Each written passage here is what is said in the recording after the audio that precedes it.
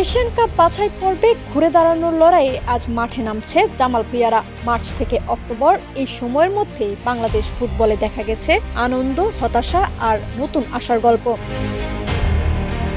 হংকংয়ের কাইতাক স্পোর্টস পার্কে আজ বাংলাদেশ সময় সন্ধ্যা ৬টায় শুরু হবে ম্যাচটি। ৫০,০০০ দর্শক ধারণ ক্ষমতার এই স্টেডিয়ামে হাভিয়ের কাবরেরার দলকে লড়তে হবে প্রচণ্ড চাপ সামলে। সংবাদ সম্মেলনে অধিনায়ক জামাল ভুঁইয়া জানিয়েছেন, দর্শকের চাপ নয়, মনোযোগ থাকবে পুরোপুরি খেলায়। তিনি আরও বলেন, আমরা ৩ পয়েন্টের জন্যই খেলব, জয় ছাড়া আর কিছুই ভাবছি না। গত ৩ ম্যাচে ভালো খেলে জয়ের দেখা না পাওয়ার হতাশা এবার খোঁচাতে চায় বাংলাদেশ। শেষ মুহূর্তে পয়েন্ট হারানো, গোল মিসের আক্ষেপ, সবকিছু ভুলে এখন লক্ষ্য একটাই, ৩ পয়েন্ট নিয়েই মাঠ ছাড়বে বাংলাদেশ।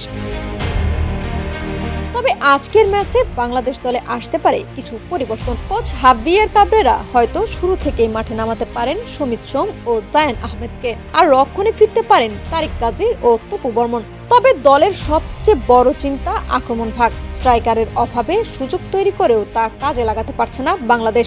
সর্বশেষ ম্যাচে রাকিব হোসেন ভালো সুযোগ পেলেও গোলের দেখা পাননি। আজ তাই রাকিব, ফাহিম, সমিত সোম ও হামজা চৌধুরীদেরই দিতে হবে জয়ের আলো।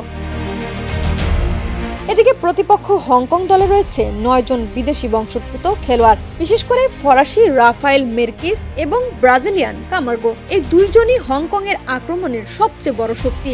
আগের ম্যাচে মেরকিস একাই করেছেন হ্যাট্রিক, তাই আজ তাকেই কড়া নজরে রাখতে হবে বাংলাদেশ ডিফেন্ডারদের।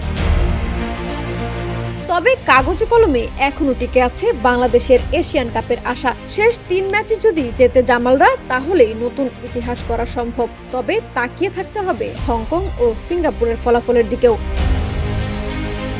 বাংলাদেশ এখন পর্যন্ত ৩ ম্যাচে ১ ড্র থেকে ১ পয়েন্ট নিয়ে অবস্থান করছে সি গ্রুপের ৪র্থ স্থানে। অন্যদিকে ৭ পয়েন্ট নিয়ে পয়েন্ট টেবিলের শীর্ষে রয়েছে হংকং। তাই আজকের জয় বাংলাদেশকে আবার ফিরিয়ে আনতে পারে প্রতিযোগিতার দৌড়ে।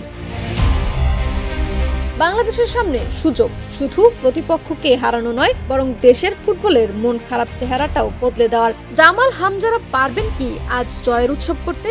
সব প্রশ্নের উত্তর মিলবে আজ সন্ধ্যা ৬টায় হংকংয়ের মাঠে। লাবনী আক্তার, ডেস্ক রিপোর্ট, বিপ্লবী বার্তা।